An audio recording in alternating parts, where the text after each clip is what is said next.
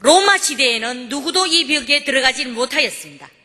그러나 비잔틴 시대에는 이 벽에 1년에 한 번씩은 들어갔다라고 합니다. 그 성벽과 성전을 무너뜨린 것을 기념하기 위하여 유대인들이 들어가서 울고 기도하였던 곳이라고 합니다. 그러나 그들은 그곳에서 자기들이 민족이 어떻게 분산되었으며 그 성전이 폐허됨에 대하여 너무너무 많이 울면서 기도하였기 때문에 통곡의 벽이라는 이름이 붙여졌습니다.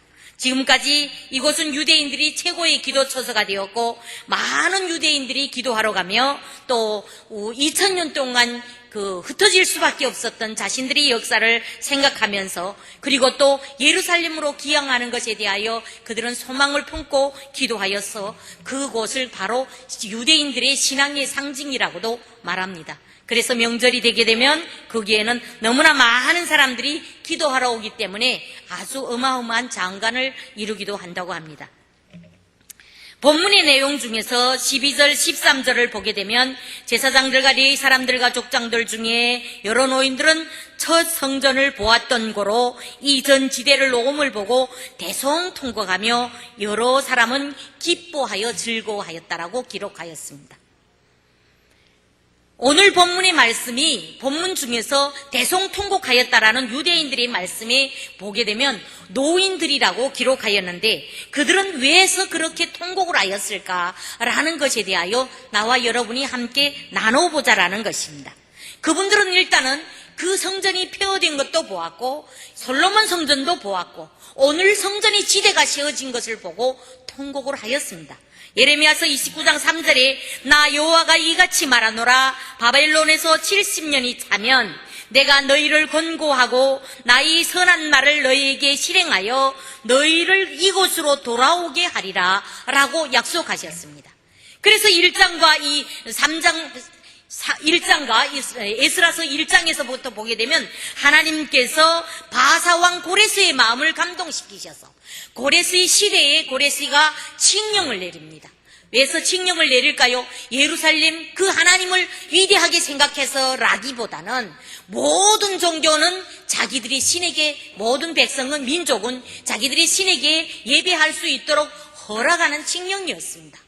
물론 그가 그렇게 어떤 하나님을 경외하고 인정하기보다는 모든 종교에 똑같은 칙령을 내렸을지라도 하나님은 그를 사용하셔서 예루살렘에 새롭게 성전이 건축이 되고 성벽이 세워지고 예배할 수 있는 하나님을 섬길 수 있는 하나님을 섬긴 중심이 마련되는 것을 허락하였다라는 것을 알 수 있습니다. 유다와 베냐민 족장들과 제사장들과 레위 사람들이 그 마음을 합하여 오랫동안 울면서 기도하였기 때문에 성전을 재건하고 고향으로 돌아갈 마음을 안고 그들은 돌아오게 되는 것입니다. 그들이 돌아와서 7월에 이르러 일제 예루살렘에 모여가지고 그들은 예배를 드렸습니다. 그러나 그들 중에는 그들이 예배 드릴 때는 아무것도 없었습니다. 그렇지만 그들은 그렇게도 사모하던 조국이기에 조국에서의 예배를 그들이 드리게 된다라는 것입니다. 3장 6절을 보게 되면 여호와의 전지대는 오히려 놓이지 못하였다라고 하였습니다. 그래서 그들이 여호와의 지대를 놓기로 결심하고 결국은 지대를 놓기 시작합니다. 그래서 결국은 성전을 지으려고 우리가 말하면 기초의 틀을 마련한 자리에서 수많은 노인들이 울고 있었다라는 것입니다. 그들은 울었습니다. 그들이 왜 울었을까요? 그들은 울면서 기도하였을 것입니다. 나팔을 들고 재금을 들고 그들은 다윗이 구례대로 하나님을 찬양하였습니다. 그 하나님은 누굴까요? 우리를 돌아오게 하시는 그 하나님. 그 하나님을 그들은 찬양하였을 것입니다. 그들은 아마도 이랬을 거예요. 시편 136번에는 주는 선하심으로 그 인자하심이 영원하시도다.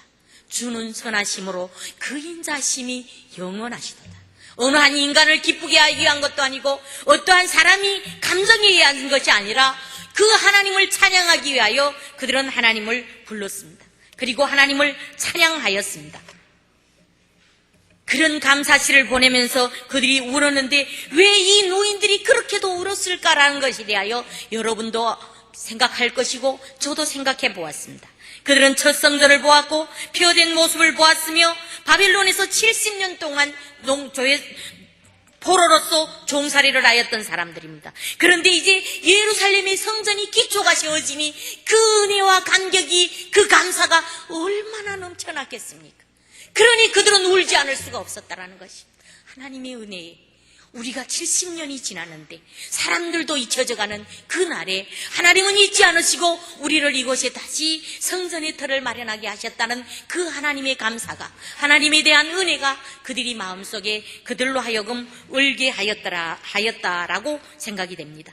또 그들은 솔로몬 성전을 알았습니다. 그들은 솔로몬 성전이 웅장함과 화려함과 아름다움을 보았던 사람들, 그리고 그 웅장하고 화려하고 아름다웠던 그 성전이 폐허가 됐을 때도 경험했던 노인들입니다. 그런데 오늘날 세워지게 되는 성전은 그렇게 아름답고 그 흠모할 만한 그런 자리가 아니라 왜소하고 볼품없는 자리였을 것입니다. 그래서 그들은 무엇 때문에 울었을까요? 하나님, 그 아름다운 성전을 우리의 죄 때문에 무너질 수밖에 없었습니다. 하나님, 회개합니다라고 그들은 울었을 것이라는 것입니다. 세 번째로는 하박국 선지자의 3장 1절에 있는 말씀처럼 진노 중에서도 긍휼을 잊지 않으시는 그 하나님을 바라보았을 것입니다. 진노 중에서도 긍휼을 잊지 않으시는 하나님, 그 하나님을 그들은 감사하여 울었을 것입니다. 그 노인들이 그렇게 울었다면 우리는 지금 어떻게 하고 있냐라는 것을 보도록 하겠습니다. 인간에게는 감정이라는 게 있습니다. 우리는 감정이 있어서 기쁠 때나 슬플 때나 울음이라는 걸 가지고 우리의 감정을 표현하기도 합니다. 저와 북한 주민들은 김일성, 김정일이 죽었을 때 울었습니다. 통곡하고 울었습니다. 김일성이 죽었을 때는 까무라쳐 죽은 사람, 리졸중이와 죽은 사람 4사람이나 됐습니다. 그렇게 울었습니다. 한국에서 전직 어느 대통령이 뜻하지 않은 수수로 자기의 목숨을 끊었을 때 그를 따르던 많은 무리가 통곡하며 우는 것을 보았습니다. 북한에서의 주민들이 울음이나 한국에서 한 지도자를 따랐던 사람들이 울음과 오늘 본문에 나오는 울음하고는 똑같은 울음이지만 근본적으로 다르지 않냐라는 것을 저는 볼 수가 있습니다. 과연 나와 여러분은 오늘 무엇을 놓고 웁니까? 나와 여러분은 지금 어떤 것을 놓고 울고 있습니까? 오늘날 교회나 오늘날 사회는 눈물이 메말라가고 있는 사회에 우리가 살고 있습니다. 눈물이 메말라가고 있습니다. 설교자도 코미디언처럼 웃기고 많은 사람들이 웃기고 하고 아예 코미디언 같이 하면 설교자라는 목사, 인기 있는 목사로 보여집니다. 교회도 많은 사람이 오게 하기 위하여, 그리고 왔던 사람이 떠나가지 않게 하기 위하여 하나님을 거룩해 하는 예배나 말씀보다는 사람의 귀와 눈을 즐겁고 듣기 좋게 만드는 쪽으로 시스템을 만들어서 끊임없이 돌려갑니다. 그러면서도 우리는 거기에 여호와를 경배한다고 말하는 시대에 살고 있습니다. 정말 누가 오늘날 우리가 3부 예배도 말씀을 나눴겠습니다마는 오늘날 교회가 처하고 있는 어려움과 세속화와 그리고 북한에 무너진 63년 된 교회의 빈터를 놓고 울었던 사람이 몇 명이나 되는가라는 것입니다. 우리는 무엇을 놓고 우는가 하는 것입니다. 통곡을 치면서 우는 정도가 아니라 정말 소리 없이 흐르는 눈물조차도 보기 어려운 이 시대에 우리가 지금 살고 있다는 것입니다. 여러분도 울어보았을 것입니다. 나는 내 인생에 크게 3번을 울었다라고 기억을 한다면 될 것 같습니다. 가장 먼저 가장 크게 울었던 것은 2살 되던 제 아버지가 돌아갔습니다.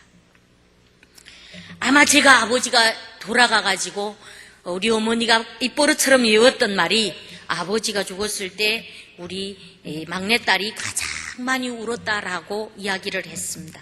그런데 사실 저는 기억에 나지 않습니다만은 그때의 제 울음은 아버지로 인한 슬픔의 울음보다는 죽든지 말든지 버려진 내가 돌봄과 배고픔으로 인하여 나의 보호자 어머니를 찾는 통곡이었을 거라는 것입니다. 두 번째로는 19살 되던 해 아빠를 대신하던 맏오빠가 갑작스러운 교통사고로 돌아갔을 때였습니다. 그때는 앞이 캄캄하고 기가 막혔어. 가슴이 터져나올 것만 같아서 야성가도 같은 소리를 질렀습니다.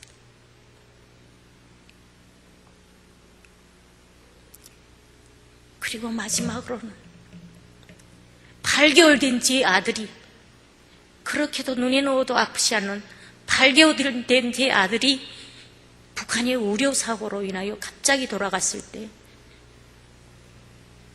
그때는 소리가 나오질 않았어. 그때는 소리가 안 나왔어. 나는 내 몸에 그렇게 많은 눈물이 있는 줄을 몰랐어.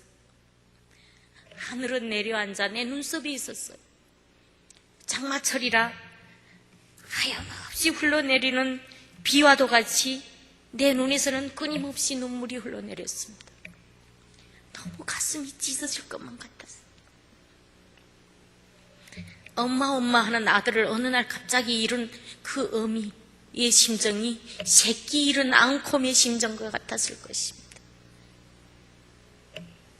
그렇게 나는 내 아버지를 위해서, 먹고 살기 위해서, 배고파서, 오빠를 위해서, 내 아들을 위해서 울었는데, 하나님의 몸인 교회,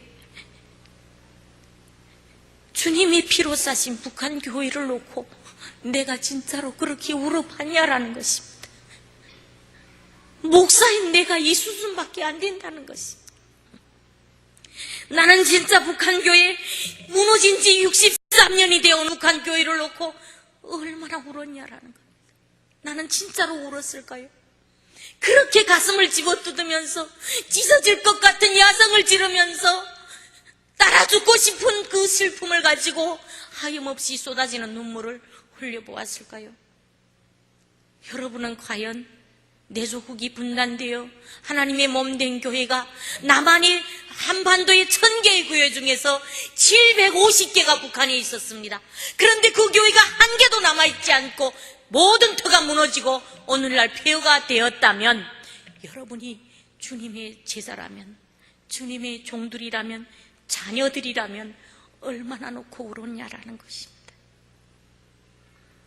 나는 오늘 이 순간부터라도 주님께서 저희 눈물의 수도꼭지를 열어주사 무너진 북한의 성전을 생각하며 회개의 눈물이 날마다 흘러나오고 주님 앞에 두 손을 모을 때마다 끊임없이 흘러나올 수 있도록 내 눈물이 회복되기를 예수님 앞에 빕니다. 그리고 북한 성전이 기초가 다시 세워질 때 그날이 속히 와서 기쁨과 환호의 그 어울림의 통곡 소리가 온 한반도 땅을 뒤흔들 그날을 바라보며 그날이 오기를 간절히 바라고 소원합니다. 나는 여러분 앞에 북한 성전 재건의 시기가 가장 코앞까지 다가왔습니다라고 단호하게 말씀드릴 수가 있습니다. 다니엘을 깨닫게 해주셨던 하나님께서 저에게 북한의 무너진 성전을 위하여 통곡하라는 말씀을 저에게 주셨습니다. 그러시면서 하나님께서 저에게 제 혼자가 아니라 북한에서 온 사람들과 그 땅을 품는 모든 사람들이 함께 울 수 있게끔 만들라고 말씀하셨습니다. 본문의 말씀은 정말 이스라엘 백성이 이 지구상에서 영원히 사라질 수도 있는 70년이 지난 날에 어느 날 갑자기 고레스라는 이방인이 한 왕을 통하여 하나님께서 그들이 예배를 회복시켜주는 것을 우리가 볼 수가 있습니다. 그런데 남북한의 관계도 그런 시기가 다가오고 있다는 것입니다. 여러분 보십시오. 우리가 분단이 된 지 63년이 됩니다. 다시 말하여 북한의 성전이, 주님의 교회들이 무너진 지가 63년이 됩니다.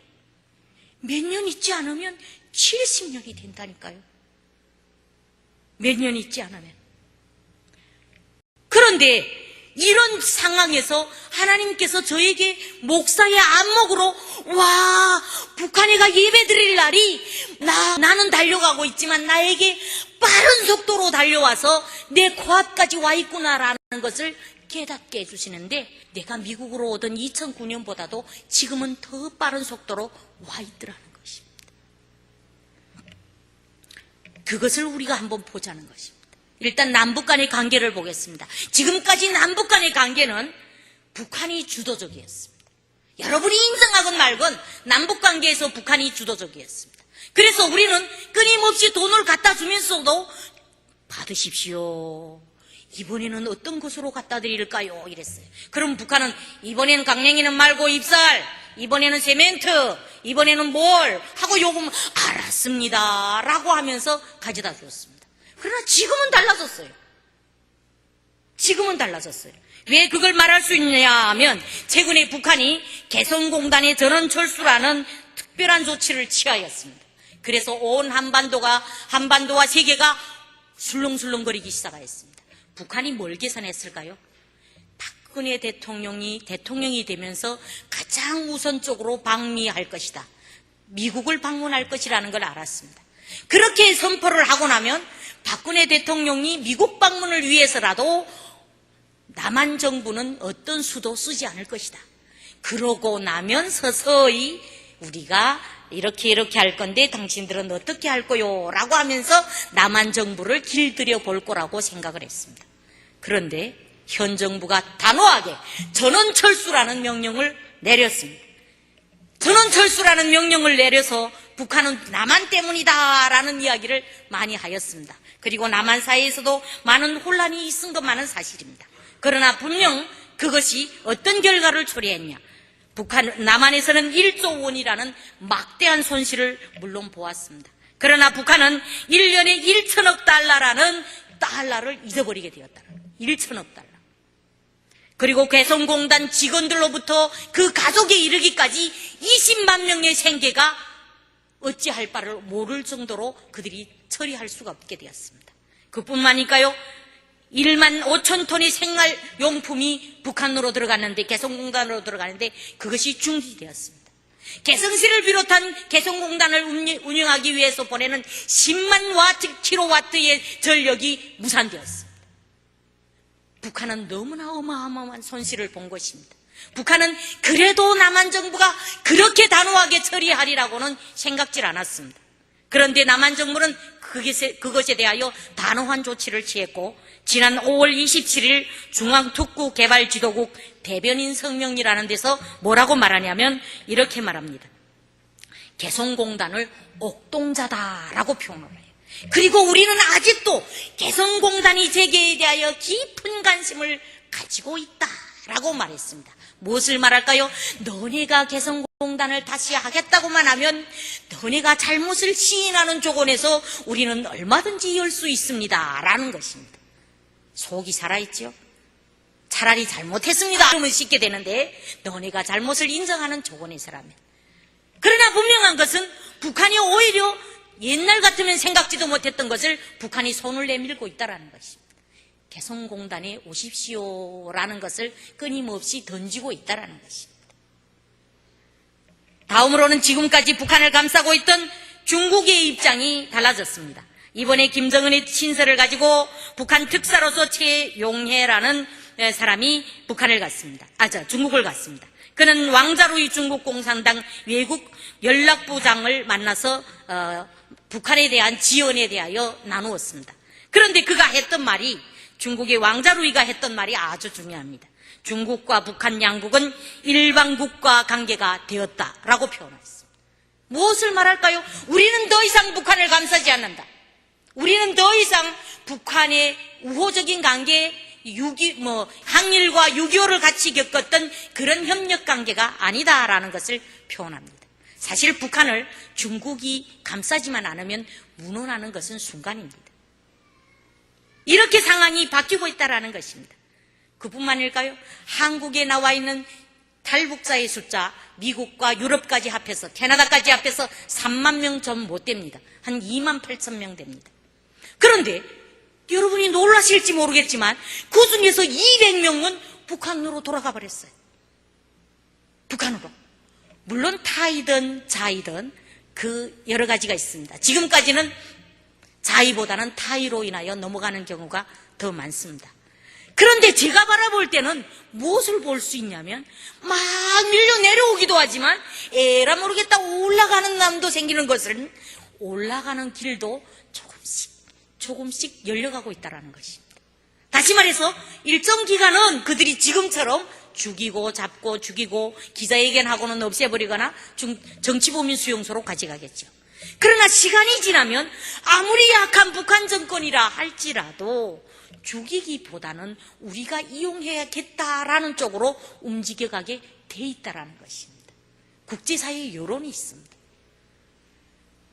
이렇게 몇만 명이 내려오기도 했는데 그 중에 일부는 다시 돌아올라간다. 이것은 북한으로 역류하는 길도 만들어지고 있다는 것을 볼 수가 있다는 것입니다. 처음에 구멍이 뚫리기가 힘들지 못의 구멍이라도 구멍이 뚫리면 엄청 빠른 속도로 그 구멍이 커진다는 것을 우리는 알아야 합니다. 그뿐만일까요? 하나님을 경외하지도 않던 고레스 왕이 마음을 어느 날 감동시켜서 그들이 돌아가 성전을 재건하게 만들었다며 우리가 상상도 할 수 없는 일이겠지만 어느 날 김정은이가 탈북자는 어떤 경우에도 돌아와도 좋다. 탈북자는 돌아와서 어떤 경우에도 죄를 묻지 않는다. 탈북자는 돌아오면 예배를 우리가 감시하는 조건에서 예배를 드려도 좋다라는 꿈과 같은 칙령이 내려질 수도 있다는 것입니다. 그러면 그렇게만 되면 이미 북한은 열려지는 것입니다. 그뿐만일까요? 제가 숫자적으로 말씀드리면 여러분 오해하시면 안 됩니다. 이제도 말씀드린 것처럼 나와 있는 탈북자의 숫자가 대개 한 해에 1,500 내지 2,000명이 한국으로 입국합니다. 지금은 하도 단속이 심해서 숫자가 줄어들지만 보통 1,500 내지 2,000명이 들어옵니다. 그래서 지금 한 28,000명이 됐다면 여러분 성경에 본문의 2장 64절을 보게 되면 기향자의 수가 42,360명이었더라라고 정확한 숫자가 있습니다. 4만 명이 조금 넘었다라는 거예요. 그런데 지금 28,000명에서 매해 1,500명, 1,500명, 1,500명 들어오면 한 6, 7년 되면 4만 명이 됩니다. 오, 진짜로 1차 기항을 하였던, 기항을 하였던 이스라엘 백성의 숫자와 70년이 되었을 때 이스라엘 백성의 숫자와 우리가 분단이 70년이 되었을 때 남한으로 내려온 탈북자의 숫자가 똑같아지는 시기가 바로 70년 되는 때라는 것입니다. 나는 여기에서 여러분에게 숫자를 말하자는 게 아닙니다. 통일이 어느 날 될 거야 이런 걸 말하자는 게 아니에요. 분명한 것은 숫자나 날짜보다는 하나님의 때가 아주 빠른 속도로 우리 앞으로 다가오고 있습니다라는 것을 말씀드리자는 것입니다. 그러면 손 놓고 있다가 70년이 된 다음에 하나님 열어주시면 하나님 갑니다. 내 먹고 살고 내가 더 많은 부를 창출하려고 노력하다 나는 갑니다. 그러면 될까요? 안 됩니다. 하나님은 우리보다 더 정확하십니다. 우리가 준비하지 않는 이상 70년이 아니라 700년이어도 하나님은 길을 열지 않으실 거라는 것입니다. 그러면 우리가 준비를 해야 되는데 준비를 어떻게 해야 될까? 준비도 어떤 기준이 있어야 될 거잖아요. 롤 모델이 있어야 될 거잖아요. 그걸 우리 성경으로 놓고 보자는 것입니다. 바벨론으로 끌려온 이스라엘 백성을 어떻게 살았을까라는 겁니다. 예레미야서 29장 5절 6절에 너희는 라고 말하는데 그 너희는 바벨론으로 끌려간 포로들을 말합니다. 이스라엘 포로들을. 너희는 집을 짓고 거기 거하며 전원을 만들고 그 열매를 먹으라. 아내를 취하며 자녀를 생산하며 너희 아들로 아내를 취하며 너희 딸들로 남편을 맞아 그들로 자녀를 생산케 하여 너희 거기서 번성하고 세잔하지 않게 하라 라고 말씀하셨어요. 그러면 남한으로 왔던 미국으로 왔던 이북에서 온 탈북자들도 말씀대로 살아야 되는 거예요. 결혼도 하고 애도 나가서 영적인 자녀도 많이 낳고 전도도 하고 육적인 자녀도 낳고 준비를 해라. 그리고 번성하라 그랬습니다. 번성하라. 세잔하지 말라. 힘을 놓고 있지 말라. 힘을 얻으라는 겁니다. 성경에서 보면 바벨론으로 끌려갔던 이스라엘 백성이 어떻게 했을까? 그들은 예배를 드렸습니다. 끊임없이 그들은 예배를 드렸습니다. 목사가 알아요? 알지요. 여러분도 알고 나도 압니다.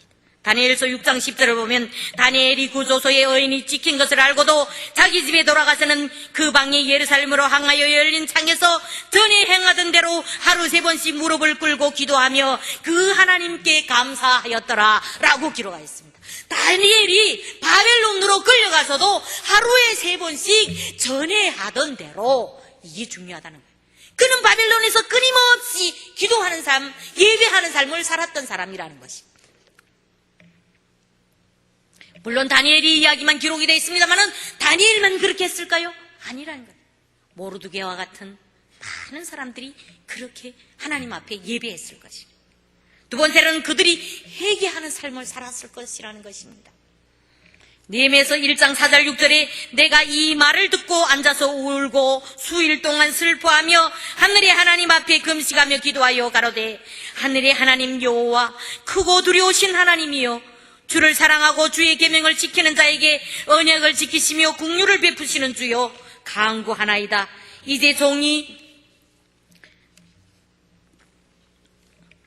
주의 종 이스라엘을 위하여 주야로 기도하며 이스라엘의 자손이 주 앞에 범죄함을 자복하오니 주는 기울이시며 귀를 기울이시며 눈을 여시사 종이 기도를 들으소서 나와 내 아비의 집이 범죄하여 라고 말합니다. 느헤미야는 여러분이 잘 아는 것처럼 최고의 간직에 오른 사람입니다. 먹고 사는 데에 아쉬움이 없는 사람입니다. 그럼에도 불구하고 이스라엘 백성이 지은 죄에 대하여 나와 내 아비의 집이 범죄하였다라고 말합니다. 우리 이런 경우를 종종 봅니다. 한국교회가 타락했습니다. 한국의 목회자가 타락했습니다. 한국의 크리스찬이 잘못되었습니다. 이런 말을 합니다. 저는 그런 말을 할 때면 마음이 조금 아픕니다. 왜 아플까요? 우리는 다르냐 말이야. 우리는 다르냐 말이야. 오히려 한국교회와 우리가, 한국의 크리스찬과 우리가, 한국의 목회자와 우리가 라고 한다면 더 좋을 것 같습니다. 마치도 나는 거룩한데 보니까 내 조국에 있는 내 모교는 내 크리스찬들은 아닌 것 같더라. 이렇게 말하는 것은 썩 잘된 일은 아니라는 것입니다. 어떻게 보면 자녀가 내 부모를 잘못 살고 있다라고 나를 내놓고 내 부모를 지적하는 것밖에 안 됩니다. 근데 우리는 끊임없이 한국교회의 나쁜 점에 대하여, 크리스찬에 대하여, 나는 거기서 나온 사람이에요. 여기 한국교회를 거치지 않고 한국에서 목회를 거치지 않고 공부하지 않고 목회하지 않은 사람이 몇 명이나 되겠습니까? 우리는 하나님이 성경에 나오는 느헤미야와 같은 지도자의 기도의 상을 보더라도 그렇게 기도해서는 안 된다는 것입니다. 다니엘은 내가 금식하며 벼슬 입고 죄를 무릅쓰고 주 하나님께 기도하며 간구하기를 라고 하면서 이스라엘 백성이 죄악에 대하여 자기 죄인 양 기도합니다. 그렇게 기도하고 회개하는 삶을 그들은 살았습니다. 그뿐만 아니라 그들은 무엇을 했을까요? 영향력을 키웠습니다. 여러분 가만히 생각해 보세요. 나와 여러분이 미국에 살지만 미국의 주류 사회는 아닙니다. 솔직히 우리가 영향력을 키운다는 것은 주류 사회의 영향력을 나타낼 수 있도록 나와 여러분뿐만 아니라 여러분의 자녀들, 우리의 자녀들이 그렇게 될 때 영향력이 있다는 것입니다. 에스라는 학사 겸 제사장으로 준비하였습니다. 느헤미야는 왕의 술 맡은 관원장으로 최고의 간직에 올랐습니다. 다니엘은 세 왕을 섬겼던 장관이 되었습니다. 에스더는 왕후가 되었습니다. 여러분 뭘 하고 있습니까? 나와 여러분도, 그리고 나와 여러분의 후손이 오늘 이 땅에서, 그리고 열방에 영향력을 나타낼 수 있는 사람들로 만들어져야 된다는 것입니다. 그럴 때 우리는 이 땅뿐만 아니라 내 조국을 위해서 일할 수 있는 사람들이 되어간다는 것입니다. 그럼 그것만 했을까요? 본문의 2장 64절 이하를 보게 되면 기항하는 이스라엘 백성은 많은 재물을 가지고 왔으며 여호와의 전 건축을 위하여 많은 예물을 즐거이 드렸더라 라고 말씀하셨습니다. 여러분 재물도 가지고 가야 돼요. 그건 내가 그곳에 가서, 북한에 가서 땅을 싸고 집을 싸서 더 많은 사람을 내 밑에서 일하게 하고 이런 못된 생각이 아니라 더 많은 물질로 내 민족을 살릴 뿐만 아니라 하나님의 전을 건축하는 데 써야지 라는 아름다운 마음을 가지고 부자도 되셔야 됩니다. 마치 그리스도인이 부자에 관한 말, 돈에 관한 말, 목사가 돈에 관한 말을 하면 잘못됐다라고 생각하는데 나는 그것은 잘못된 거라고 생각합니다. 하나님은 우리가 축복받고 부하기를 원했지 우리가 가난하기를 원한 적이 한 번도 없습니다. 그렇다면 우리는 부에서 하나님이 원하시는 곳에 쓸 수 있도록 준비를 해야 합니다. 그래서 어느 날 지난해 12월에 하나님께서 저에게 빨리 준비해라 라고 말씀하셨습니다. 나는 놀라버렸습니다. 하나님, 내가 가진 것도 없고 있는 것도 없고 그렇고 이것도 그렇고 저것도 그렇고 한국에서의 목회가 너무 힘들어서 더 이상은 내가 북한에서 온 분들과 안 했으면 좋겠고 지금이 좋사오니 하면서 기도를 했습니다. 그랬더니 하나님께서 올해 고난주간 우리가 특별 예배를 드릴 때 저에게 내가 아버지다 라고 말씀하셨습니다. 내가 아버지다. 그때 나는 많이 회개했습니다. 주님, 내가 지난주에 설교를 했습니다. 그런데 내가 설교를 하고 그 아버지를 내가 신뢰를 못했다라는 것이 너무너무 하나님 앞에 죄스럽습니다라고 기도했습니다. 그래서 하나님께서 저에게 우리 달라스를 중심으로 해서 우리 담임 목사님을 이사장으로 하여 여기 북한에서 오신 분들을 준비시키는 정착센터를 만들어야겠다라는 마음을 주셨습니다. 시편 137편 1절에 우리가 바벨론이 여러 강변 거기 앉아서 시온을 기억하며 울었도다라고 기록하였습니다. 바벨론으로 포로로 굴려온 이스라엘 백성은 강가마다 여기저기 모여 앉아서 그 내 땅 이스라엘에 있는 교회와 하나님의 전과 제약에 대하여 울면서 기도하였던 것을 저는 성경에서 발견하였습니다. 그래서 그래, 그들이 울게 만들어야 되겠다. 그들이 울고 기도하게 만들어야 되겠다. 그들이 어떻게 웁니까? 북한에 교회가 있었는지 없었는지도 몰랐는데 어떻게 울겠습니까? 그러니까 그들이 울려면 울 수 있도록 알려줘야겠다. 우리는 하나님을 섬겼던 백성이다. 우리 민족이 어떤 민족인지를 아냐? 라고 우리 민족의 정체성과 북한의 교회의 역사에 대하여 그들을 알려주고 준비시켜야 되겠다라는 생각을 가지게 되었습니다. 그리고 그들을 영적으로, 육적으로, 사회적으로 영향력을 나타낼 수 있는 일꾼들로 키워야 되겠다는 생각을 했습니다. 그러고 되게 되면 어느 땐가는 우리는 이곳에서 잘 준비하고 하나님께서 길을 열어주셨을 때 정말 우리 손에 하나님의 손을 건축할 예물들을 들고 받으소서 주여 받으소서라고 하면서 가는 날이 올 거라는 것입니다. 나뿐만 아니라 이북에서 내려온 실향민과 그 자녀들 그리고 그 땅을 사랑하는 모든 사람이 손에 손을 잡고 가는 날이 오게 된다는 것입니다. 그리고 그날은 분명 멀지 않은 곳까지 와 있다라는 것입니다. 2장 70절에 이에 제사장들과 레위 백성들과 백성몇과 노래하는 자들과 문지기들과 느디님 사람들이 그 본성에 거하고 이스라엘 무리도 그 본성에 거하였느니라 라고 기록하였습니다. 무슨 말일까요? 나는 함경도에서 왔으니 함경도로 가서 하나님의 나라를 건설하고 나는 평양에서 왔으니 평양 가서 하나님의 나라를 건설하고 나는 항해도에서 왔으니 항해도에 하나님 나라를 건설하고 그런 때가 왔더라 그리고 올 것이더라 라는 말씀입니다.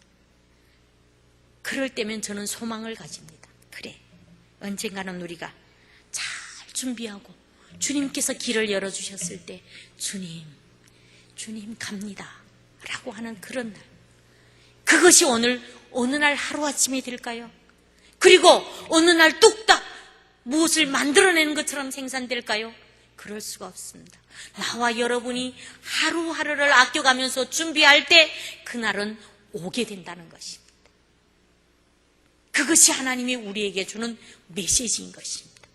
과연 우리가 무너진 한반도의 무너진 교회들을 놓고 얼마 있지 않으면 정말 70년을 바라보는 그 쓰러진 교회 자리를 바라보면서 순교한 그들을 바라보면서 우리는 얼마나 울고 있는가. 이 시대의 흐름 속에서 정말 울고 있는 한 사람이 되고 있는가. 너무 힘들어서 피하고 싶을 때도 있습니다. 너무 힘들어서 나는 아닌 양 하고 싶을 때도 있습니다. 그럴 때면 무엇이 바라보이냐면 똑같은 목사임에도 나보다는 쉽게 목회하는 사람들이 바라보여집니다. 왜 저 사람은 쉬운데 나는 이렇지? 나는 이렇게 힘들어야 되지? 그리고 항상 힘들고 어려워야 되지? 그런 때도 옵니다. 그러나 분명한 것은 내가 힘들고 어려운 것이 중심이 아니라 누군가는 해야 된다라는 것, 누군가는 준비해야 되고 누군가는 선두에서 돗자리를 까는 사람이 있어야 그 위에서 앉는 사람도 있다라는 것입니다. 여러분, 두고 온 교회에 대하여 손가락질과 한국교회에 대하여, 한국의 크리스찬에 대하여 손가락질과 비난과 어떤 안타까운 마음에서 시작하겠지만 그보다는 여러분은 얼마나 통곡하고 있습니까?